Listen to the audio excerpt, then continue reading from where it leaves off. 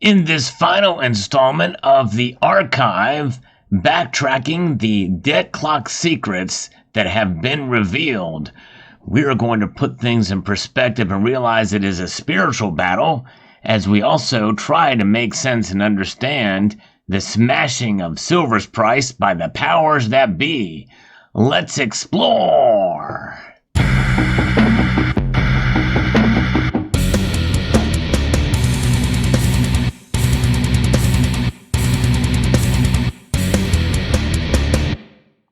Perspective is everything as we watch the debt continue to rise.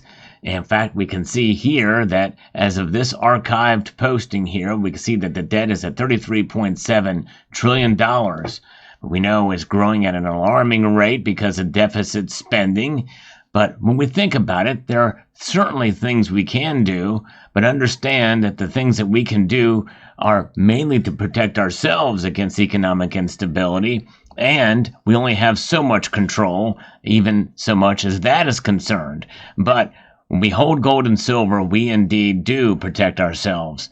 And voting helps as well, too.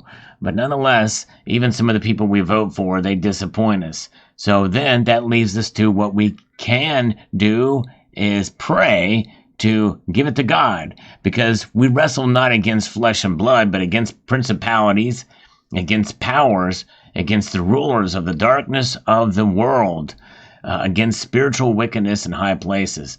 It really is a spiritual battle, and we know that Satan is certainly making his mark. And so all we can do is pray, because in the end, we know how it does, and we know good and God will always win in the end. So with that perspective, we take a look at this message here. In fact, this is probably one of the most powerful ones. I'm glad I was able to go back and capture this one in the best resolution that I could from the archive postings we can see here. And I think there's a lot of this, that there's some truth here, although there's a lot of conspiracy theories around this as well, too, especially with how much silver the military needs. And that is kind of the message here that the debt clock people are sending us, is how much of this is being contained by the Federal Reserve and the bankers that are tied to them. We've done all we can do. When we look at the derivative markets with silver, how many paper ounces per every ounce mined per year, it's in the hundreds. And they're saying that we can do all we can do as the silver price is pushed far above $22 an ounce now.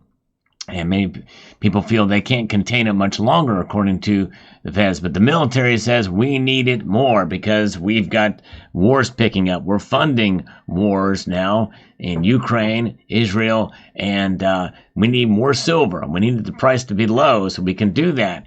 I think that's the message they're sending us here. And they liken it to this graphics as showing it in a sort of a pressure container here. And there is a lot of pressure on the price of silver, as they say there. And the red line there you can see is kind of the tipping point. And we can see it's represented by a silver eagle here, notably a 2011 silver eagle, which is the last time that silver's price popped up to almost $50 an ounce. It was an unusual time, an anomaly. Nonetheless, a lot of people feel that silver's price is being contained and being smashed really dramatically. And I do agree to some extent that it is, as is the case with most commodities too. We have critical minerals lists that we've talked about. And those critical minerals lists, silver is not a part of. And we think that's maybe on purpose because they don't want to bring attention to it. But copper, well, there's plenty of it out there, and it's really tough to really do much to really kind of make it pop out too much. Although anything above $4 a pound, and even $4 a pound, is pretty expensive for copper. But that they price it by the pound, so that gives you some idea. Of course, a lot more of it is used in military uses and the like, but silver is too. Anything electronic is going to require silver. And some people feel there's a lot more silver utilized in the military than what most people think. I've done a video about silver, about 500 ounces of it, potentially, of what some people say being used in each Tomahawk cruise missile. I don't really know that that's true or not, but it's become a a topic of discussion yet again, as now this is being revitalized as to the military uses of silver. But the thing is, there's a lot of things in the military that are indeed secret. So we really don't know. So I think people are over-exaggerating the amount of silver that the military needs. But nonetheless, because of the derivatives market, because of what's going on, it does make sense why there is a motivation to keep the price of silver down. And so it is creating now a pressure point where some people feel that is going to lead to an explosion. To take the analogy to its logical conclusion of silver's price exploding. Now, in this message, and we can see in this graphics, I think that's a little bit misleading because that means that most people are expecting it to happen and they're backing up the truck to get all the silver they can now before it does. But when it doesn't, and that's just it, I don't think it will, because it is a commodity. There's a lot of different things in the natural market which are much more powerful, in my view, that are going to lead to silver's price moving in a direction, one direction or another. It is moving up, gradually moving up when you average in all the price and all the volatility. But I don't think we're going to see it necessarily explode. And what does a definition of explosion mean for silver's price? Well, I think probably it's going to be sustained rally in dramatic form for days. Like we're talking 4% days for a couple of weeks. That would be, I would consider, overall bull market, explosive bull market for silver.